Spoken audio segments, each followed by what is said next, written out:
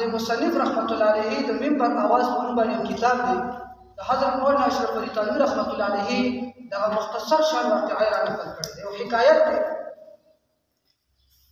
چې دغه ابراهیم بن ادهم رحمت الله علیه لاړو یو ځنګل طرف ته یو درویش ولید او دغه درویش په دغه ځنګل کې چې کوم د میشتو دغه ته اوسېدو او دغه درویش ته الله تعالی په خپل قدرت سره چې کوم دی رزق خوراک کا بندوبست کول ولیکن دغه درویش په خپل مهنت جاری ساتلو د خپل معمول مطابق د وسالم یو روټي او یو کپ اوبه به را پیدا کولې باغې به گزاره کوله نو بس یو ملنګ سړی یو فقیر او عبادتونه او ریاضتونه مهنتونه او مجاهدي به کولې او په دغه ثانیه کې اشرف علي تھانوی رحمت الله علیه دغه واقعه را نقل کړې ده چې ابراهیم بن ادهم رحمت الله علیه هم راغلی ځنګل ته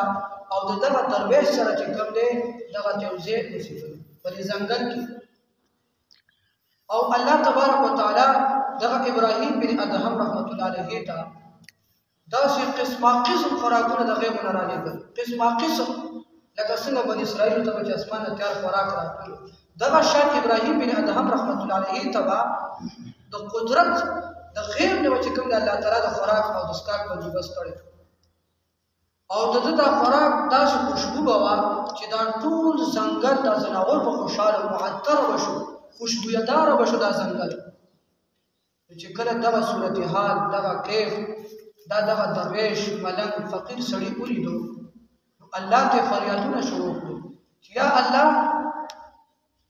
دستا انصاف څه شو دستا خدای څنګه انصاف کوي چې زه دستا زوړ خدمتګار یم او موږ مجاهدي کړي ریاضتونه مو کړي دي عبادت کې مهنتونه کوششونه مو کړي کله وطن مو پرېخه راغلی په دې ځنګل کې اوسېږو خپل گزاران تیرو او دستا عبادتونه کو دستا رزق طلبګار یم او زه بیا هم چې کوم د خپل حال مطابق لږه روټۍ او سالن اوبو غیره کوشش مهنت کوم او بیا ما ته کومه ملاویږي او ابراهیم بن ادهم رحمت الله علیه هغه اوس راغلی ځنګل ته او هغه ته د غیب ورته دومره زیات چې کوم د خوراک او د اسکاک بندوبست کړی دا خو ستا انصاف نه دی یا الله الله تبارک وتعالى له طرف یو غیبی आवाज ورته وشو اے درویشه اے ملنګ اے فقیره ته خپل حیثیت لکو پیژندا ته خپل ځان ته لکو ګورا ته خو د کودار یو مزدور وي یو مهنت کش انسان وي دا کودار سر ته کې خدا خپل مزدوري دیاړي وغیرہ دې پرې خودلا او راغه زما عبادت نشو نو مزدوري پرې خودل کودار پرې خودل دا خو آسان عمل نشته پرې خېده او تاسو خبره حضرت ابراهیم بن ادهم رحمه الله تعالی یو لوی سلطنت یو لوی حکومت دی چې کوم دغه زما د خوف او زما د ویرې له کبله چې کوم دغه پرې دا ابراهیم بن ادهم رحمت الله علیه نه دا یو سلطان او حاکم د خپل سلطنت او خپل ریاست یو ولیکن کله چې د الله تعالی عاشق جوړ شول د الله تعالی چې کوم د عشق د پزړه کې دننه شول د دومره ملنګ او فقیر انسان شو چې د سلطنت د حکومت د ریاست د هر څه پرې کړو الله تعالی دغه درویش ملنګ ته وایي چې تا زما د ویرینا یو کوداله پرې خېدا یو مزدوري خپل پرې خوللې ده او ابراهیم بن ادهم دوی بچي چې نن سبا زموږ استاد په خپل وینو په دې عصر کې دغه کوسې لپاره دغه بچاهت لپاره خپل څومره زور لګولې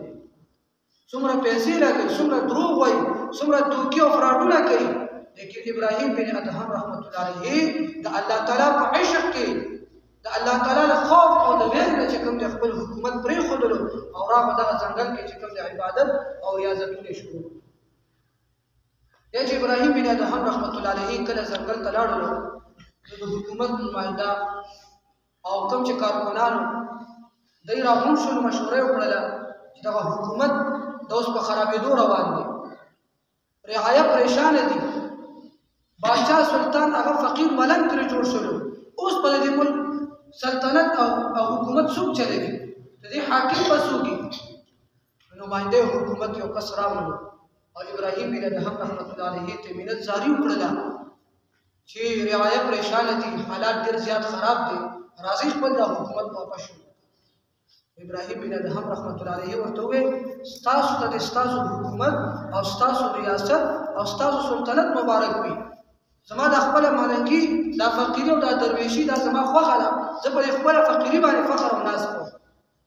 نماینده د حکومت چې کوم کسان راغلي کارکونان هغه ډېر زور ولګول چې دا ابراهیم بن ادهم رحمت الله علیه لازما د ځان سره واپس وځو د څنګه نه به وځو ځان سره ابراهیم بن ادهم رحمت الله علیه د ګردلو ستنه راوښتا او خوا کې داسې وب بيدې دریاب باندې کې هغه ته داستانه ورگزار کړل چې ورگزار کړل او بیا دغه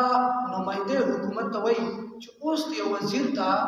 یو سړی ته حکم ورکا چې هغه د ما داستانه دریاب ته راوباسي نو دغه نماینده د حکومت یو خو غور سړی چې خلک بوزنو خو ماهر په لامو وهلو کې هغه ته یو غوټه په هوا او داستانه د دریاب ته رابار کا داستانه چرته په سیمه پیدا کیږي وړه داستانه هغه ته دریاب ته ورولي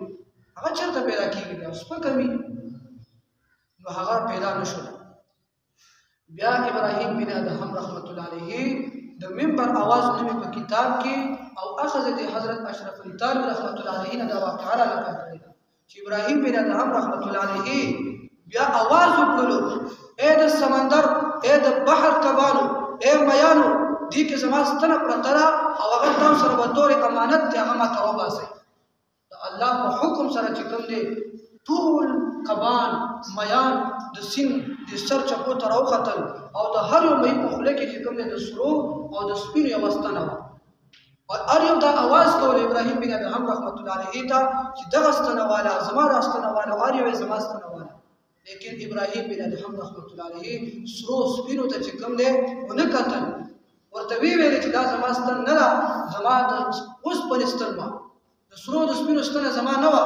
بیا یو کم راوچت شو کپ باندې کې ولکه هغه ستنه نیولې وه او ابراهیم بن ادهم رحمت الله علیه ته وویل چې د ستا هغه ستنه دا ده چې کله هغه ستنې ورته حواله کړله ابراهیم بن ادهم رحمت الله علیه دغه نماینده حکومت ته دغه کارکنانو دغه وزیرانو ته مخاطب شولو او وی ویلې چې تاسو حکومت خوښوئ تاسو ریاست خوښوئ تاسو سلطنت خوښوئ تاسو مال او دولت خوښوئ او تاسو په دنیا باندې فخر او ناز کوئ خوشحالي کوي لیکن ابراهیم بن ادهم رحمت الله علیه داسې یو رب چې کوم دی مجنون داسې یو خالق کائنات هغه عاشق جوړ شوی دی چې هغه نه حکومت خوښوي نه سلطنت خوښوي نه مال دولت خوښوي او نه دنیا خوښوي تاسو ته خپل حکومت او سلطنت مبارک وي او ابراهیم بن ادهم ته چې کوم دی د خپل ملنګي فقيري د درویشي چې کوم دی د مبارک